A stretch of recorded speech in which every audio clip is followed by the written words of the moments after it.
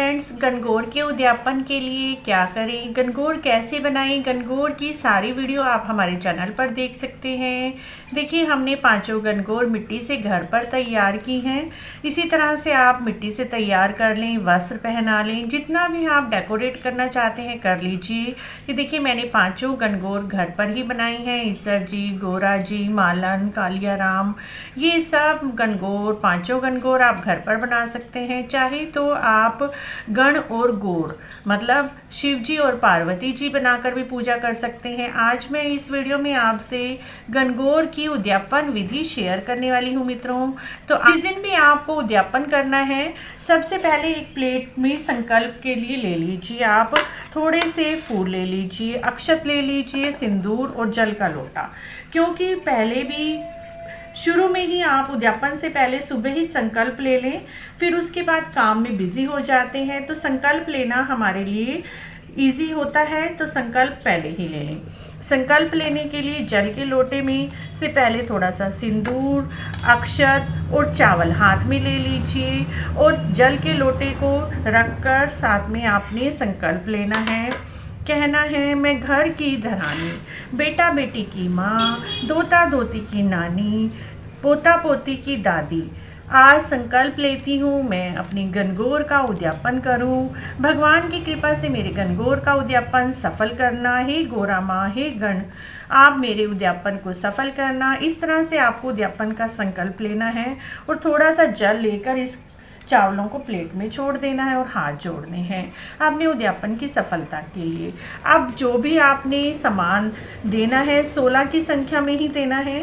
16 सुहाग पिटारी, 16 सुहागन स्त्रियों को आप 1-2 दिन पहले ही घर पर न्योता दे दीजिए आने के लिए। अगर आ सकते हैं तो बहुत अच्छी बात है, नहीं तो आप उनके घर भी उद्यापन का सारा सामान पहुंचा सकते हैं। उद्यापन के लिए जो कल्पना में कुछ सामान हम रख सकते हैं वही मैं आज आपके साथ शेयर कर रही हूँ। सबसे पहले मित्रों एक बास्केट ले लीजिए। बास्केट को भी 16 चीज़ों में ही गिना जाता है।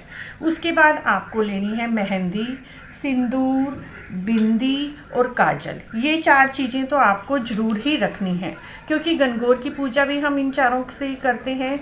तो मेहंदी की एक कीप, सिंदूर, काजल और बिंदी, 4 चीज़ें, और 5वीं हमारी टोकरी हो जाती है।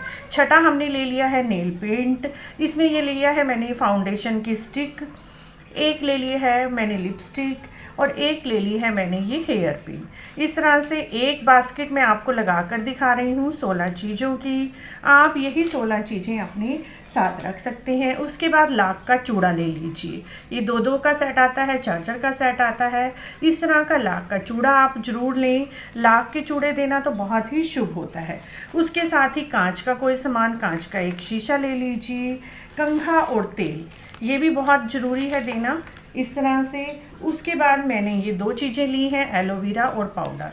आप क्रीम भी ले सकते हैं, जो भी आपकी इच्छा है वो ले लीजिए। इस तरह से 16 सामान, और 16वां मैंने लिया है रुमाल।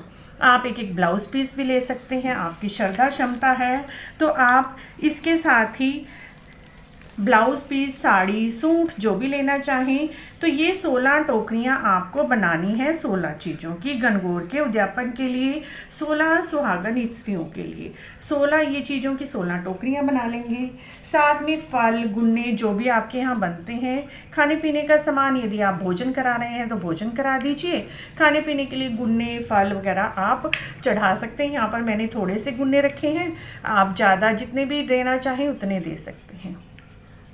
तो ये आपको 16 जगह सामान लेना है।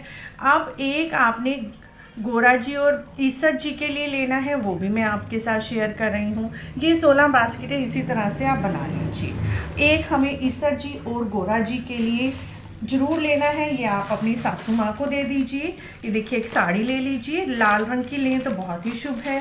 साथ में ईसर जी के लिए एक जोड़ा ले लीजिए। ये देखिए, मैंने ईसर जी के लिए जोड़ा ले लिया है। इनके ऊपर दक्षिणा तो आपको अवश्य ही रखनी है, और 16 सुहागन स्त्रियों से अलग रखना है। ये 17वां कहलाएगा जो हम ईसर जी और गोरा जी के लिए ले रहे हैं।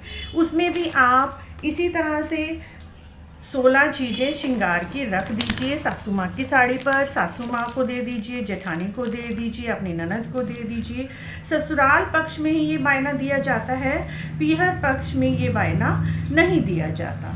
इस तरह से हमने ये गोरा माता की और ये ईसर जी की पैंट शर्ट कुर्ता पजामा जो भी आप लेना चाहते हैं, आपके ससुर जी जो पहनते हैं उसी हिसाब से आप ले सकते हैं। तो ये हमने साड़ी और जोड़ा ले लिया है। उसके बाद एक साखियाँ के भी कपड़े ज़रूर देने चाहिए। साखियाँ के नाम का आप एक टॉवल भी दे सकते हैं या कुर्ता पजामा दे सकते हैं। यहाँ पर मैंने साखियाँ, जो कि आपका देवर होता है, छोटा भांजा होता है, ननद का लड़का, किसी को भी आप साखियाँ बना लीजिए। उसके लिए भी आप एक जोड़ा और दक्षिणा अवश्य ही दें, जो हमारे उद्यापन की हामी भरेगा, जो हमारे उद्यापन का साक्षी होता है, जिसे माना जाता है। ये उद्यापन का सामान आपको मिनस कर देना है। एक लोटे में जल ले लीजिए और अपनी चुन्नी के पल्ले में थोड़ा सा जल लेकर ये सारा सामान आपको मिनस देना है। इस तरह से गणगौर का उद्यापन किया जाता है और गणगौर के उद्यापन को सफल किया जाता है। ये उद्यापन आप शादी के पहले वर्ष कर सकते हैं, 16वें वर्ष कर सकते हैं। जब भी आप करें तो इस तरह से करें कि इसका फल आपको पूरा मिलता है। तो इस तरह से ये गणगौर का उद्यापन आपको एक बार अवश्य ही करना होता है। ज़्यादातर लड़कियां पहले वर्ष में ही कर लेती हैं या फिर शादी के 16वें वर्ष में इस उद्यापन को किया जाता है। मित्रों, आपको भी गणगौर जी के उद्यापन की यह जानकारी विधि कैसी लगी? अगर अच्छी लगी है तो आप हमारे चैनल को जरूर सब्सक्राइब करें, लाइक करें, वीडियो को शेयर भी करें। गणगौर की सभी कहानियां भी आप हमारे चैनल पर देख सकते हैं। पूजा विधि, सिंधारे की जानकारी, सभी तरह की वीडियो गणगौर की चैनल पर आ चुकी हैं। मित्रों, यदि आपको भी गणगौर के उद्यापन की यह जानकारी अच्छी लगी है, लाइक करें, वीडियो को शेयर भी करें। जय गणगौर माता अवश्य लिखें।